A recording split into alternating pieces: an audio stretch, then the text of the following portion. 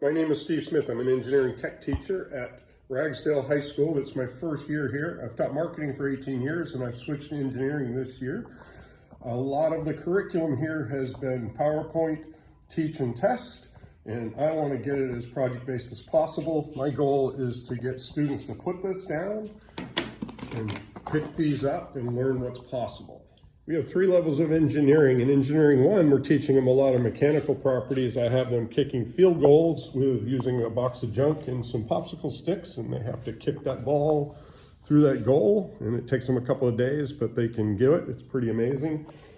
We have the regatta where they have to create a boat, and we race them out in the hall, and that is a blast. That's going to be an annual thing amongst all the classes.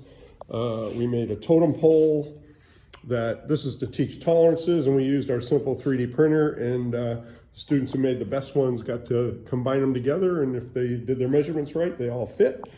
And I got a grant in the fall for robots, which I'm going to introduce to Engineering 2, which leads me to, I am applying for this grant.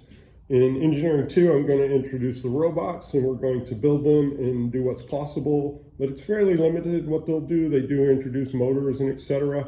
So to go to the next level, I want to use the Arduino, or in this case, this is a less expensive version that allows us to buy more of them, but it's exactly the same as an Arduino, which is a microprocessor that allows us to introduce a lot more variety. They're able to do more programming with them, and they'll learn stepper motors, servo motors, LEDs, lights, blinkers, speakers. They can actually build their own remote control car or build their own product that does an arm, whatever they can imagine. So my thought is to introduce it to them in Engineering 2, and then in Engineering 3, they would do a project that would have this involved with it, which brings us to seeking the much nicer 3D printer. Everything we're doing now is on this small 3D printer and a MakerBot that's in the other room. They're not very fast, they're not very accurate. We have to fiddle with them a lot. So to get students to do a larger project, I'm hoping to get a much better 3D printer that's spend more time printing and less time learning how to do the printing.